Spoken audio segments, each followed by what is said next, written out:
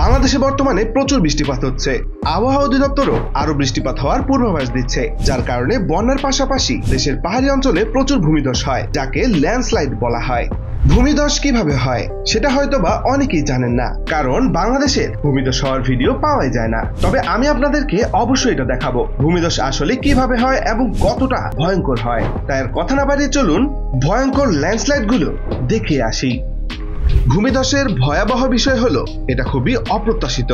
আপনারা তো দেখতেই পাচ্ছেন, হঠাৎ করেই পাহাড়ের ছোট্ট একটি অংশ ভেঙে পড়লো, আর পরক্ষণেই পাহাড়ের অনেকাংশই ভেঙে পড়লো।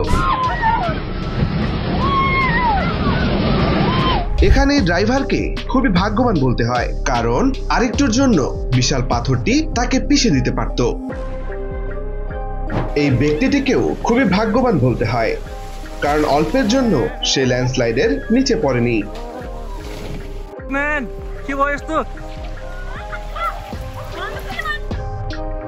নেপালের এই ভূমিধসটি একবার দেখুন, কতটা ভয়ঙ্কর। ভাগ্য ভালো ছিল নিচে কোনো জনমানব ছিল না। এই লোকটি একটি পাহাড়ে বাইক নিয়ে অফরোডিং করতে গিয়েছিল, কিন্তু হঠাৎ করে তার রাস্তার সামনে পাহাড়ের বিশাল পাথরের অংশ ভেঙে পড়ে। অল্পের জন্য সে রক্ষা পায়। আমার মনে হয় না সে আর কখনোই সেই ভয়ঙ্কর পাহাড়ে অফরোডিং করতে যাবে। ভারতের জম্মু কাশ্মীরে যখন রাস্তা করা হচ্ছিল, তখন পাহাড়ে এভাবেই ভয়ঙ্করভাবে ল্যান্ডস্লাইড হয়েছিল।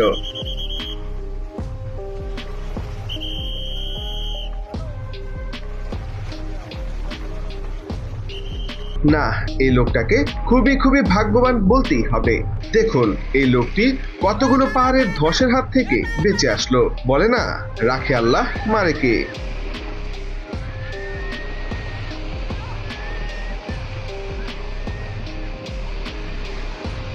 এই গাড়ি চালকের ক্ষেত্রেও একই ঘটনা ঘটেছে, শুধুই ভাগ্য, কারণ অল্পের জন্য গাড়িটাতে পাথরটি লাগেনি।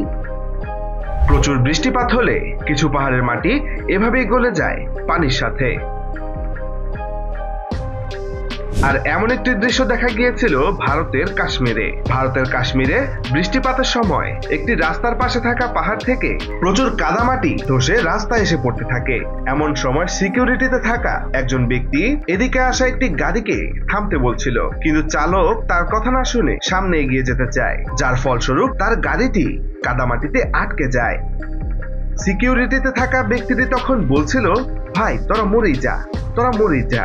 मर जाओ, अब मर जाओ। मैंने बोल रहा है ना, रोका था ना, मत रुके आप। आपने खुदगर्जी की खुदगर्जी। अब मर जाओ, उधरी अब चले जाओ।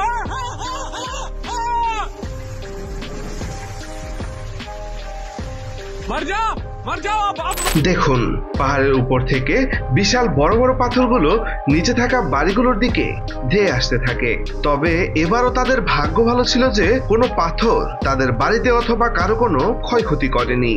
এই দৃশ্যটি হচ্ছে বাংলাদেশের। অতিরিক্ত বৃষ্টির কারণে নদীতে পানি বেড়ে যায়, আর যার কারণে নদী ভাঙন শুরু হতে থাকে, আর এভাবে নদীর পাড়ে থাকা মাটিগুলো ধসে পড়তে থাকে।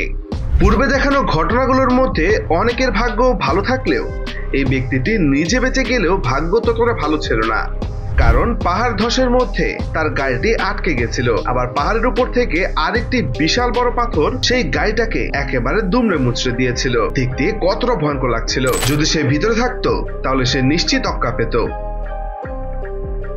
পাহাড় কেটে রাস্তা তৈরি করা খুবই ভয়ঙ্কর একটি বিষয়, কারণ পাহাড় কাটলে অনেক সময় পাহাড়ের মাটি ধসে নিচে পড়ে এবং বড় ধরনের দুর্ঘটনা ঘটতে পারে। এখানে আপনারা দেখতে পাচ্ছেন একটি ট্রেন পাহাড়ের পাশ দিয়ে চলাচল করছিল, তখন হঠাৎ করেই পাহাড় থেকে ভূমিধস হয়। এই ভূমিধসে ট্রেন চালক এবং ট্রেনের মূল অংশ বেঁচে গেলেও ট্রেন দিয়ে বহনকারী বগিগুলো নিচে পড়ে যায়। তো বন্ধুরা, ভূমিধস আসলে কতটা ভয়ঙ্কর হতে পারে হয়তোবা আমি আপনাদেরকে সেটা দেখাতে পেরেছি। ভিডিওটি যদি ভালো লেগে থাকে তাহলে অবশ্যই একটি লাইক করে দিবেন, এবং চ্যানেলে নতুন হলে অবশ্যই চ্যানেলটি সাবস্ক্রাইব করে পাশে থাকা বেল আইকনটি ক্লিক করে রাখবেন। দেখা হবে পরবর্তী ভিডিওতে। ততক্ষণ পর্যন্ত সবাই সুস্থ থাকবেন, ভালো থাকবেন। আল্লাহ হাফেজ।